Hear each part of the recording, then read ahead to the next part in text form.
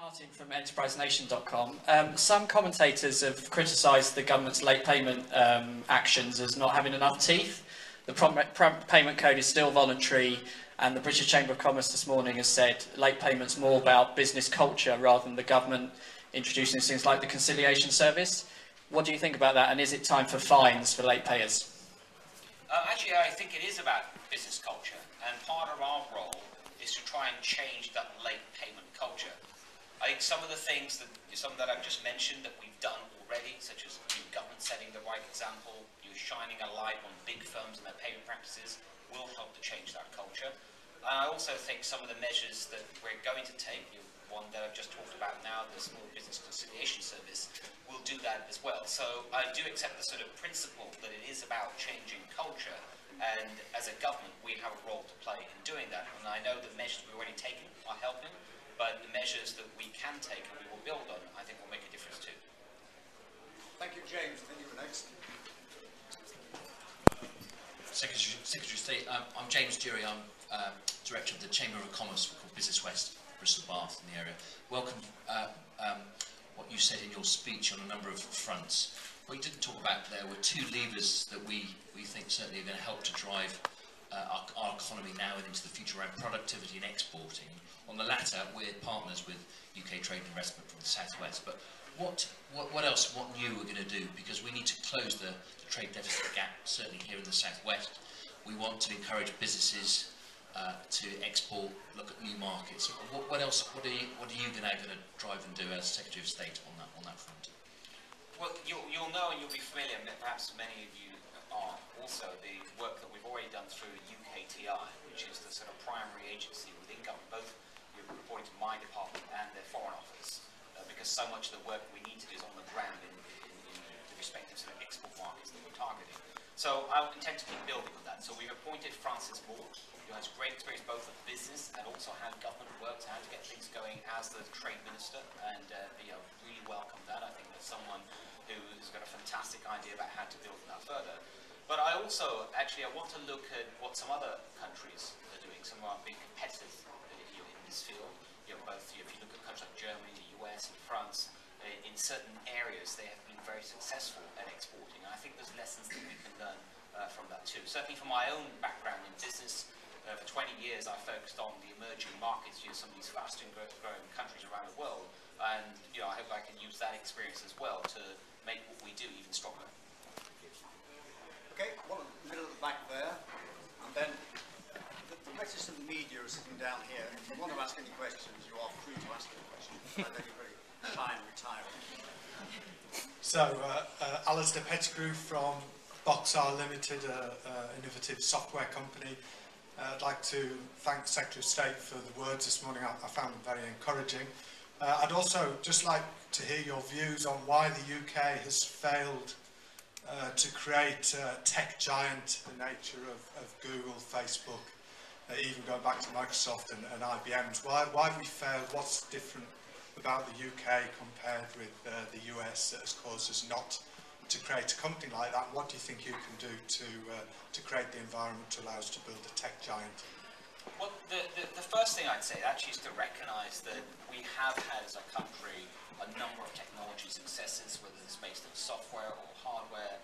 And just going around here today, I saw some examples of things that could go on to be some really big things, not just in Britain but worldwide. And so I would sort of say that we are doing really well and possibly punching above our weight. But you're right to point out, when you compare us to the US and say, why have they had some of the biggest successes in technology? I think there's lots of reasons around it. One I'd pick off straight away is access to finance, and especially what's called mezzanine finance. So that's that bit of financing that sits in between equity and senior debt, where I think if you're in a growth stage of a company, whether it's technology or otherwise, you need access to.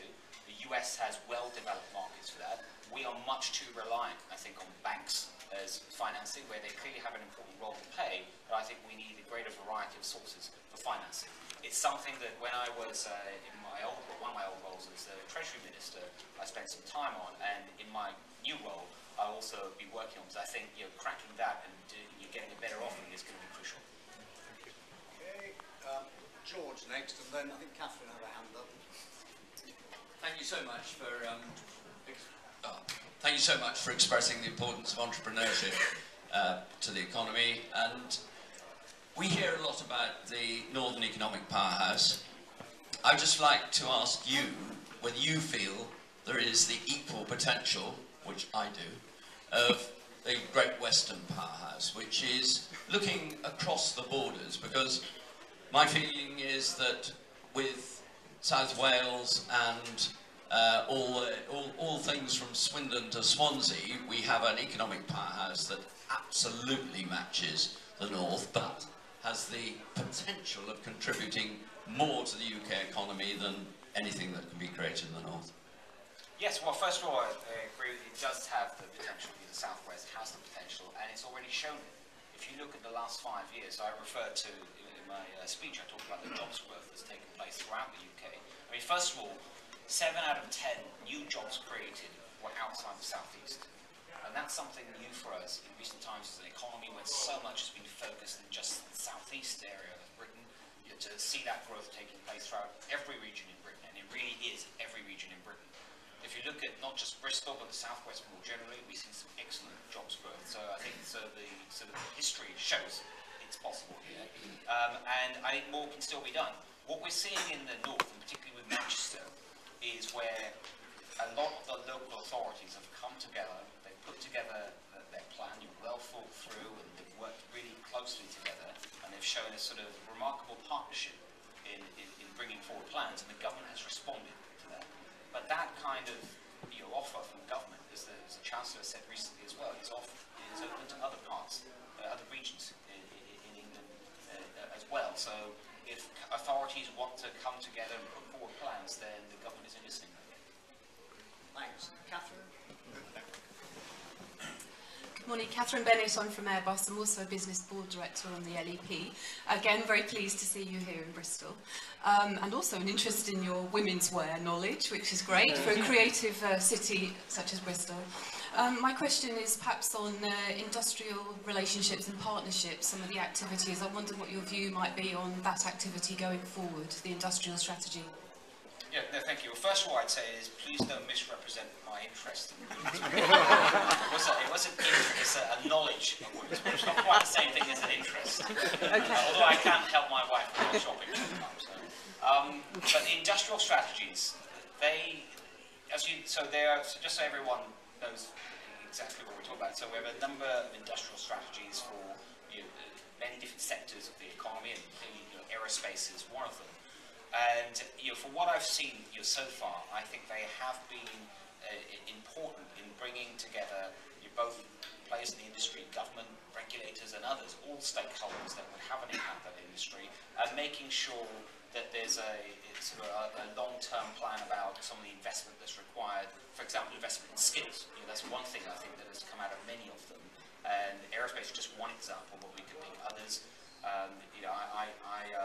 In my old role as culture secretary, I spent a lot of time looking at the creative industries, and particularly broadband investment and things like that. And a lot of that has looked towards those industrial strategies for making some of the key decisions. So I think they're an important role. I haven't sort of got my head around them all at this point. It's still early days, to be honest. So I do need to take a closer look, but it is something that I would certainly be seeing what can I do to build on.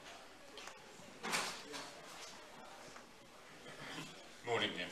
Carl Wills at Polypod. Thank you very much for the speech, but I'd like to focus my question on the skills. We struggle to recruit UK nationals with the right level of computer-based technology skills. Would the government look to do anything in terms of providing bursaries or reducing tuition fees for computer-based courses at universities in order to increase that pool? Well, first of all, I think you're right to identify this as an area where I've come across many companies that say they need more people's skills in this area. And what have we done about it already? Some of the changes we made, and I think there's different areas of government that need to respond to this. So the education department, we became one of the, I think, probably the first country in Europe to put coding in the national curriculum, requiring every student, every child going through school to learn about that and therefore more about computing skills more generally. our investment in apprenticeships is also, much of it has been around these types of skills. In terms of my own responsibilities in my department, to give you one example, we're committed to expanding apprenticeships by an additional 3 million starts this Parliament compared to 2.2 million, which were already a 50% increase in the last Parliament. And a lot of that will be around making sure that it's investment both in higher apprenticeships as well as degree apprenticeships, and making sure people are both working but also getting the skills that business wants. And we've been working closely with business towards you delivering that. Lady back there. Thank you. I'm Jackie Jenks, and I lead on a lot of national enterprise mentoring and business support schemes, including that for Lloyds Banking Group. Very much welcome everything you've had to say, particularly around removing constraints for SME. What I'm also interested in understanding is what are you looking at for the enablers for SME, the business support models, and clearly my own area of interest, which is enterprise mentoring support. Yeah, well, I've seen some fantastic examples already of mentoring and how it's worked. And I've referred in my speech to one example about the number of people that use the startup loan scheme to do just that. I don't know if you've been involved in that, but there's so many people there that we've tried to help, not just by saying, look, here's some money to go and put your idea into practice, but it's not just money that often people require, is they need help about how do you set up a business plan, how do you approach others with financing, how do you deal with customers, and that's an important part of it as well. So I think we've shown over the last 5 years we've absolutely recognised the importance of mentoring, and I'll certainly be taking a close look at that, see what more we can do. Gentleman in the back there in a t-shirt, he's had his hand up for quite a long time. Thank you. And then you pass it down to Steve in front of you, that would be great. Thanks. Hi, my name's Derek Armitage. I'm from Fund Surfer. We're a funding platform. We work with lots of small businesses, but we also work with startups, micro businesses and sole traders. And these people are kind of disproportionately affected by the new EU VAT rules on digital services, selling them in the EU. Some have even decided to stop trading rather than face the cost of compliance with data collection and registering with VAT MOS. So I just wondered if your department or your bill had anything to address these issues. The bill won't address any tax issues. When it comes to tax, that will be, well, first of all, it's led by Treasury, but secondly, when it's an EU rule, as it sounds, there is often an EU level agreement that needs to be reached. I need to take a closer look at that issue. It is, I do know from experience that when you look at EU rules, especially EU tax rules and VAT rules, they can be very, very difficult to change because it's not just up to one country, you need to get others working with you. But sometimes we can get others to see the benefit for everyone, not just for Britain, so I'll take a closer look. Good morning, Steve West, Vice Chancellor at University of West of England and also Chair of the CBI across the South West. I've welcomed much of what you've said this morning, and you recognise that universities as anchor institutions, as powerhouses, support the UK economy. What would you be expecting from universities in terms of how they connect with businesses, and in particular how we're going to support the skills development that colleagues have already mentioned where there are skills shortages? What would you look for from a university? Well, I think one of the things is to ask them to keep doing some of the work they've shown in the last few years that they can be very successful at, which is how they can take an idea that's come from a university, perhaps I just saw one here today on a young man with research on a PhD looking at tactile responses using software and how that can be turned into a commercial operation. And that's a good example of universities can take some of those ideas and turn them into a commercial reality, which can bring all sorts of benefits, not least to help grow businesses and then create jobs. The support my department provides, it's at many levels, but one of them I think will certainly be the science and innovation budget that we have. It's this year it's about almost £6 billion in total. And despite all the spending pressures we've had over the last 5 years, it's a budget that's been largely protected. And in many ways, in certain areas, it's grown with a lot more use of capital investments coming through as well. I think it sort of really backs that up, is that if we can keep working with universities and other education institutions in such a way in a partnership, but also ask them to turn much of that research into useful business or something that can help medicine or science or health